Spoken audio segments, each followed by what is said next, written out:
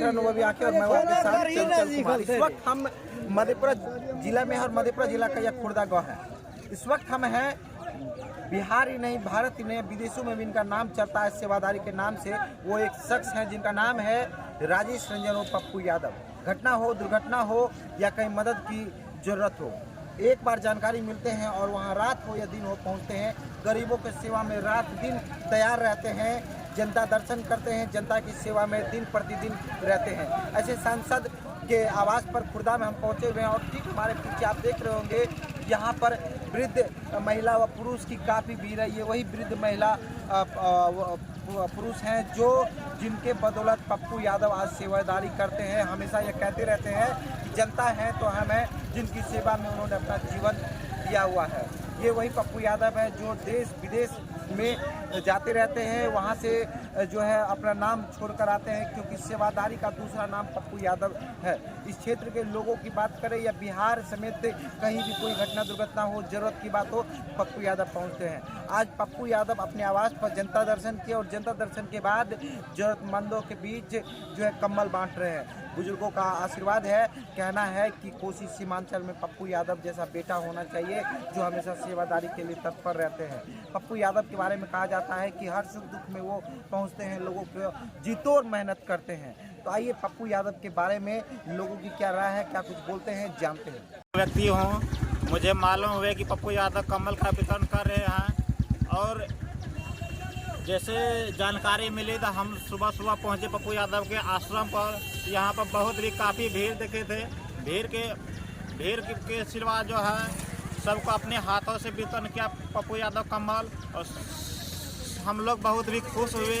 और दिव्यांग को बिहार में देखने वाले कोई भी नेता नहीं है। तो ऐसा नेता जो है एक भी नेता है मात्र पप्पू यादव बिहार में दिव्यांग को देखने वाले। बिहार को दिव्यांग को देखने वाले पप्पू यादव यहाँ है। तो सारे दिव्यांग अगर एक हो जाए तो पप्पू यादव बिहार का मुख्यमंत्री भी बन जाएगा।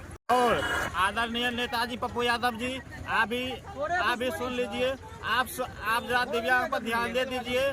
सारे बिहार के दिव्यांग को खोजिए और दिव्यांग अगर मिल जाए और दिव्यांग को इकट्ठा कीजिए। दिव्यांग का एक टीम बनाइए बिहार में। दिव्यांग अगर इकट्ठा हो गया तो आप बिहार का मुख्यमंत्री हो जाइएगा। क्या संदेश देना चाहेंगे दिव्यांग के लिए, क्या कहेंगे?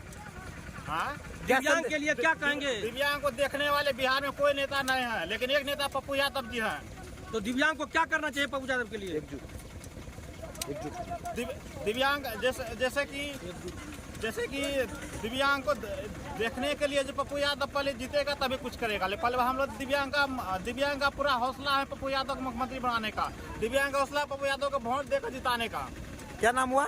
प्रदीप कुमार। घर एक्सीडेंट रहे छे, खाए नहीं मिले छे, कपड़ो दे छे, बहुत बीमारी के बहुत सेवा करे छे बेचारा, बहुत संस्कार करे छे। के किनका द्वारा? पप्पू यादव हमेशा और किस करे छे? की करे छे, आंग समांग पड़े छे तो इलाज करबे छे, अपना पैसा दे के सेवा करे छे। तो हमेशा सेवा करे छे। हाँ, सेवा नहीं की कहबे पप्पू यादव के बारे में? हमेशा जे सेवा करे या। हाँ, बहुत सेवा करे छे पप्पू बाबू। सब कुछ करे। कते भी कोनो इमरजेंसी है छे, ओते भी जाय छे, बुलावे छिए त ओते नहीं रुकै छे। आशीर्वाद देबै ना? आशीर्वाद छे, जीतल छे। की नाम छिए? ससलिया देवी। कतऽ से लिए या? किनका द्वारा ई सेवा कर रहल छे? पप्पू यादव को जाने छिए? की कैसे? गांव के छिए? मदद करे या? की बोला? पप्पू यादव हमेशा मदद करे छा। कतऽ घर भेला? यादव घर में सब दिन सेवा करे छा। के पप्पू यादव के लगा? ससुर लगा। गांव के छथि, सेवा हमेशा करे छे।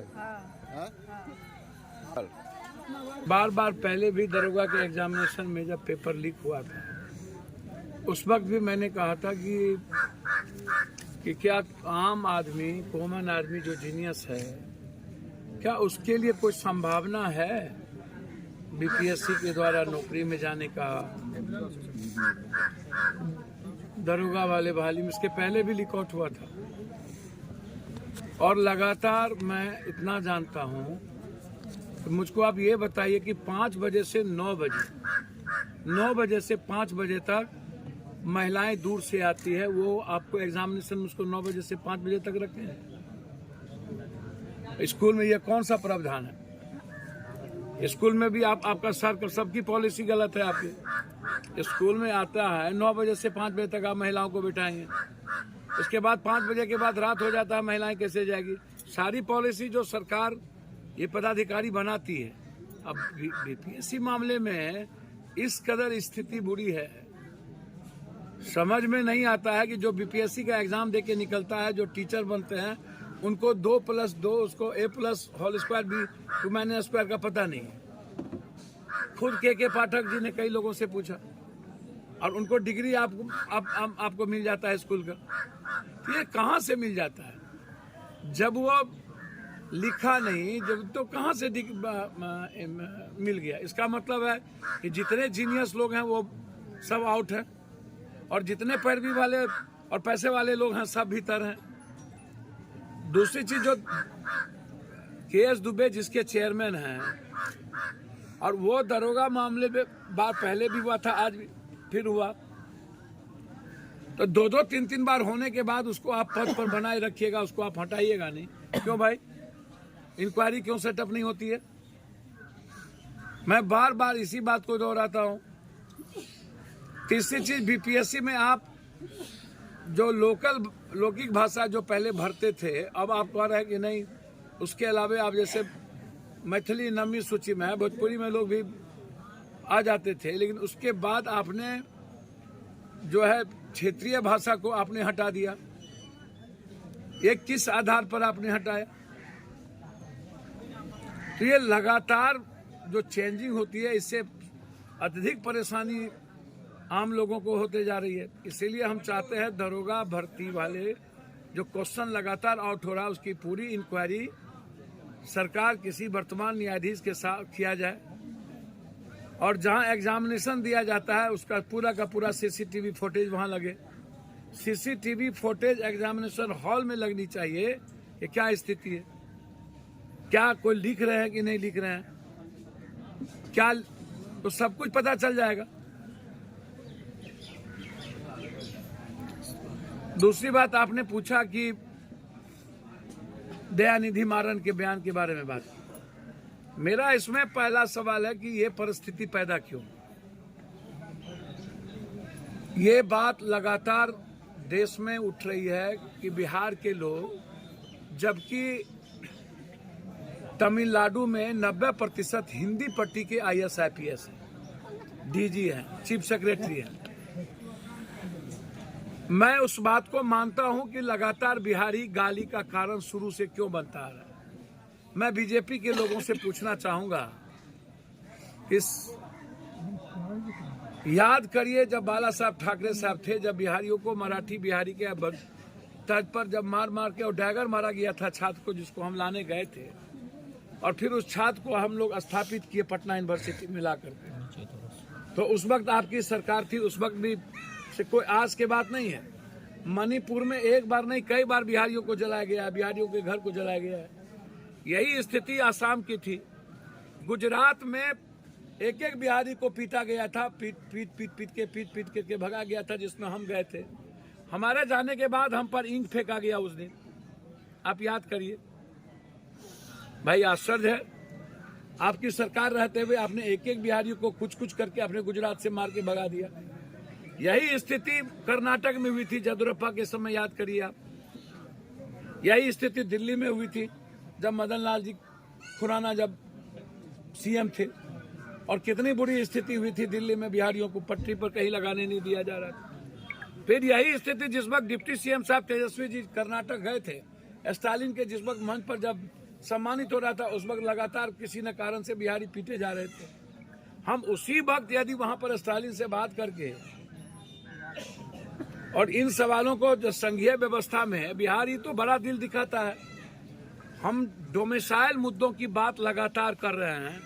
ऑन स्टेट में डोमिसाइल मुद्दा लागू है बहुत सारे जगहों पर, और आप 60-70% बाहर के लोगों को ला करके आप टीचर में अन्य जगहों पर आप ये कर रहे हैं। कभी आप कहते हैं कि मैं आपको घर मकान दूंगा, कभी आप 9 से 5 में लेते हैं।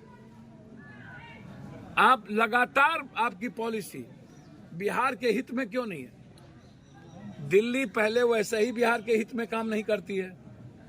बिहार इसको समझने की जरूरत है कि एक लड़का 2 आदमी पार्लियामेंट में क्यों कूद रहा है। जैसे कि आपने देखा कि बुजुर्गों का कहना है कि पप्पू यादव हमेशा से उनके सेवा में रहे हैं। जब भी उन्हें जरूरत पड़ी है, जब भी उन्होंने अपने बेटे को आवाज़ दिया है, राजेश रंजन और पप्पू यादव, मधेपुरा पूर्व सांसद सजाप सुप्रीमो राजेश रंजन और पप्पू यादव, रात हो या दिन हो, कड़ाके की ठंड हो या बरसात हो, पहुँचते हैं और लोगों का सेवा करते हैं। ये इलाज की बात हो या किसी में न्याय दिलाने की बात हो, तमाम चीज़ों पर मधेपुरा पूर्व सांसद सजाप सुप्रीमो राजेश रंजन और पप्पू यादव सेवा में रहते हैं। और इस बार कोसी और सीमांचल में पप्पू यादव की मांग हो रही है कि सेवा का मौका मिलना चाहिए। फिलहाल जो लोगों की राय थी हमने आपको दिखाया। आप हमारे प्रयास और वीडियो के बारे में क्या कुछ कहते हैं कमेंट बॉक्स में प्रतिक्रिया जरूर दें। तब तक के लिए बने रहे और देखते रहे। मधेपुरा से अनुभवी आंखें के लिए ब्यूरो रिपोर्ट चंचल कुमार। तो आज के लिए इतना ही। हमारे साथ बने रहिए और देखते रहिए अनुभवी आंखें न्यूज और पढ़ते रहिए अनुभवी आंखें अखबार। सोशल साइट्स ऑनलाइन चैनल पे जाकर आप हमारे चैनल्स को देख सकते हैं, लाइक और सब्सक्राइब भी कर दीजिए। दोस्तों, आप हमसे जुड़ने के लिए अपना पासपोर्ट साइज फोटो और एक आधार कार्ड की फोटोकॉपी हमें भेज दें और हमसे जुड़ें। हमारे से जुड़ने के लिए इस नंबर पे आप हमसे बात कीजिए। हमारा नंबर है 8826227802।